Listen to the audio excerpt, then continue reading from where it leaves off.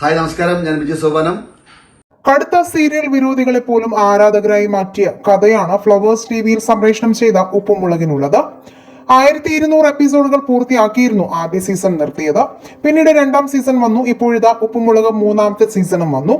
പുത്തൻ മാറ്റങ്ങളുടെയും ചില സർപ്രൈസുകളുടെയുമാണ് ഇത്തവണ ഉപ്പുമുളകും സീസൺ എത്തിയത്. പഴയ താരങ്ങളായ ബാലു, നീലു, ലച്ചു, കേശു, ശിവ, പാറുക്കുട്ടി എന്നിവരും പരമ്പരയിൽ ഉണ്ടായിരുന്നു.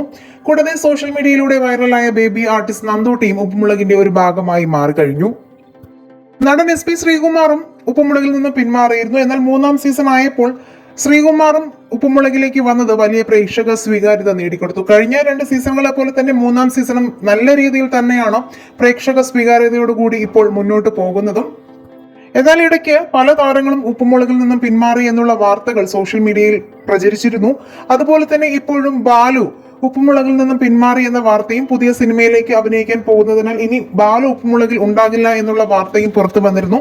എന്നാൽ വിശദീകരണവുമായി ബാലു തന്നെ രംഗത്തെത്തിയിട്ടുണ്ട്. ഉപ്പുമുളകിൽ നിന്നും പിന്മാറിയിട്ടില്ല, ചില തിരക്കുകൾ കാരണം കുറച്ച് ദിവസത്തേക്ക് മാറി നിൽക്കുകയാണ്, തിരിച്ച് ഉപ്പുമുളകിൽ ഉറപ്പായും എത്തുമെന്നുള്ള വാർത്തകളാണ് ഇപ്പോൾ വരുന്നത്.